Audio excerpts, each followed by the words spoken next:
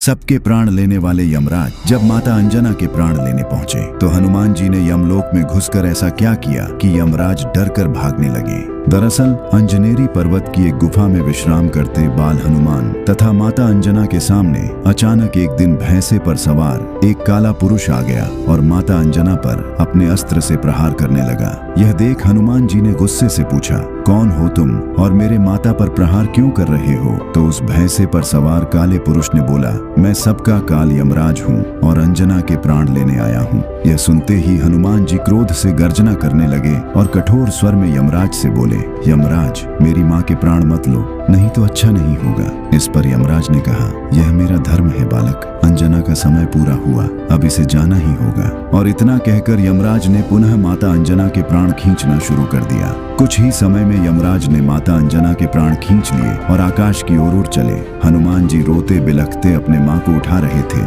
क्या हुआ माँ, उठो माँ, कुछ बोलो। हनुमान जी ने माता अंजना को उठाने का बहुत प्रयास किया पर वो उठती कैसे, वो तो मर चुकी थी। अब हनुमान जी ने क्रोध से गर्जना करना शुरू किया, यमराज मैं आ रहा हूँ, आज या तो मेरी माँ जीवित होगी या इस संसार से काल का अंत होगा। और इतना कहते ही हनुमान जी ने अपना आकार अत्यंत ही विशाल करना शुरू कर दिया। देखते ही देखते वो बालक हनुमान अब साक्षात महाकाल का रूप बन गया। उनकी भुजाएं फरकने लगीं और आंखों से अंगारे बरसने लगे। उनके शरीर का तेज इतना भयानक था कि हजारों सूर्य भी फीके पड़ जाएं। हनुमान जी ने ऐसी भीषण गर्जना की कि ब्रह्मांड कांप उठा और अगले ही पल हनुमान जी ने धरती से ऐसी छलांग लगाई कि आकाश का सीना फट गया। हनुमान जी अत्यंत ही क्रोधित मुद्रा में तीव्र गति से यमलोक की तरफ जा रहे थे। इससे सभी देवता भयभीत होकर इधर उधर छुपने लगे। कोई भी क्रोधित हनुमान जी का सामना नहीं करना चाहता था और कुछ ही देर में हनुमान जी यमलोक के द्वार पर पहुंचकर क्रोध से गर्जना करते हुए यमराज को पुकारने लगे, बाहर आओ यमराज, आज अंजना का पुत्र तुमसे अपनी माँ मांगने आया है। पर जब हनुमान जी की इस पुकार पर कोई नहीं आया तब हनुमान जी ने अपनी गदा से यमलोक की धरती पर ऐसा प्रहार किया कि यमलोक में मानो प्रलय आ गया हो। यमलोक में चारों ओर उथल पुथल मच गया। सभी यमलोकवासी डर से इधर उधर भागने लगे। किसी को कुछ समझ नहीं आ रहा था कि क्या हुआ है। तभी दो यमदूत भय से कांपते हुए यमराज के पास आए और बोले, हे यमराज, हमारी रक्षा करें, द्वार पर कोई वानर आया है, उसकी गर्जना से यमलोक में प्रलय का माहौल बन गया है। इस पर यमराज ने कहा, उस हनुमान का ये दुस्साहस मैं आज ही उसका अंत कर दूंगा, तुम लोग चिंता मत करो। और क्रोध से गर्जना करते यमराज अपने महिष भैंसे पर सवार होकर हनुमान जी से युद्ध के लिए चल दिए। हनुमान जी के सामने आते ही यमराज ने कहा, मूर्ख वानर, तुम काल को चुनौती दे रहे हो, मृत्यु ही सत्य है, इसे कोई नहीं बदल सकता। अच्छा यही होगा, तुम वापस लौट जाओ। यह सुनते ही हनुमान जी का संयम टूट गया और उन्होंने गरजते हुए कहा, मैं अंतिम चेतावनी देता हूँ, मेरी माँ के प्राण वापस करो या मुझसे युद्ध के लिए तैयार हो जाओ। पर यह सुनते ही जब यमराज ने ठहाके मारकर हंसते हुए कहा, अंजना के प्राण भूल जाओ वानर, पर अगर तुम यहाँ से जल्दी नहीं गए तो मैं तुम्हारा प्राण अवश्य ले लूंगा। यह सुनते ही हनुमान जी ने अपनी गदा उठाई और फिर शुरू हुआ हनुमान जी तथा यमराज के बीच ऐसा महाप्रलयंकारी युद्ध जिसका आप सभी को इंतजार था। यमराज ने अपने सैकड़ों यमदूतों को आदेश दिया, बंदी बना लो इस वानर को। और देखते ही देखते भयानक चेहरों वाले, हाथों में भाले और पाश लिए लाखों यमदूत हनुमान जी पर टूट पड़े। पर उन मासूम यमदूतों को शायद पता नहीं था कि वे हनुमान जी पर आक्रमण करके कितनी बड़ी गलती कर रहे हैं। हनुमान जी ने क्रोध से गर्जना करते हुए अपना रूप विशाल किया और यमदूतों की सेना पर काल बनकर टूट पड़े। कुछ को उन्होंने अपनी मुट्ठी में पकड़ मसल दिया और कितनों को तो अपने पैरों से ही दबाकर मार डाला। हनुमान जी का ऐसा विकराल रूप देख सभी यमदूत थर थर कांपते हुए डर से इधर उधर भागने लगे। यह देख यमराज ने एक काली तलवार प्रकट कर हनुमान जी पर प्रहार कर दिया। पर हनुमान जी इतने उग्र हो चुके थे कि यमराज का वो तलवार जैसे ही उनके पास आया वैसे ही उन्होंने उस तलवार को अपने दोनों हाथों से पकड़ दो टुकड़े में तोड़ दिया। यह देख यमराज का क्रोध 7वें आसमान पर जा पहुंचा। उसने सोचा, यह वानर साधारण शस्त्रों से नहीं मरने वाला, और तब यमराज ने तुरंत अपने मायावी धनुष का आवाहन किया और उस पर एक ऐसा विनाशकारी बाण चढ़ाया जो साक्षात काल का रूप था। यमराज ने जैसे ही वो भयानक बाण छोड़ा, वो बाण हवा में आते ही हजारों बाणों में बदल गया। वो हजारों बाण तीव्र गति से हनुमान जी की ओर बढ़ चले।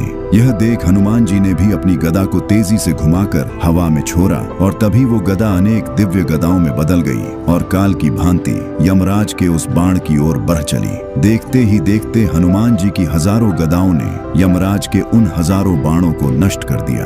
अपना यह वार खाली जाता देख यमराज बौखला उठे। उन्होंने अपनी तंत्र शक्तियों से एक भयानक काली गदा प्रकट की और अपने भैंसे से उतरकर हनुमान जी से द्वंद्व युद्ध करने लगे।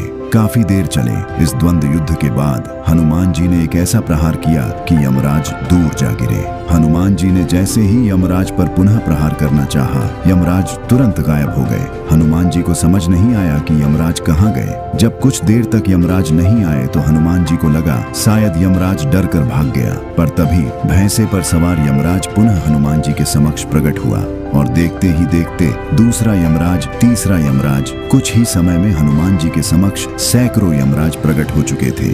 हनुमान जी अचानक इतने सारे यमराज को देख सन्न रह गए। तभी उन सारे यमराजों ने हनुमान जी पर सैकड़ों अस्त्र एक साथ ही चला दिए और यह देख हनुमान जी क्रोध से तिलमिला उठे। उन्होंने क्रोध से गर्जना करते हुए अपनी गदा को यमलोक की धरती पर ऐसा पटका कि यमलोक की धरती प्रलय की भांति डोलने लगी और इससे यमराज की माया तुरंत ही नष्ट हो गई। और जब यमराज के सारे प्रयास विफल हो गए तब क्रोध में आकर यमराज ने प्रकट किया अपना वो भयानक यमदंड जो किसी के भी प्राण ले सकता था। हनुमान जी ने जैसे ही देखा कि यमराज उन पर यमदंड से प्रहार करने वाले हैं, उनके क्रोध का ठिकाना न रहा। उन्होंने अपना विकराल रूप लेना शुरू किया। उधर यमराज ने अपने यमदंड को घुमाकर हनुमान जी की ओर चला दिया। यमदंड जो काल की चरम शक्ति थी, तेजी से हनुमान जी की ओर बढ़ रहा था। इधर हनुमान जी महाकाल की भांति क्रोध से गर्जना करने लगे और जैसे ही उस भयानक यमदंड ने हनुमान जी को बांधने का प्रयास किया, हनुमान जी ने अपने दोनों हाथों से यमदंड को पकड़कर ऐसा खींचा कि उसके टुकड़े टुकड़े हो गए। इसके बाद महाकाल रूपी हनुमान जी यमराज को खा जाने वाली दृष्टि से देखते हुए यमराज की ओर बढ़े। उनका आकार बढ़ता जा रहा था। उनके शरीर से दिव्य प्रकाश निकलने लगा। उनका क्रोध से गर्जना करता हुआ विकराल रूप ऐसा था मानो उन्होंने अपना विश्व रूप ले लिया है। यमराज हनुमान जी का ऐसा रूप देख डर से थर थर कांपने लगे। हनुमान जी अपनी गदा को लहराते हुए महाकाल की भांति यमराज की ओर बढ़ रहे थे।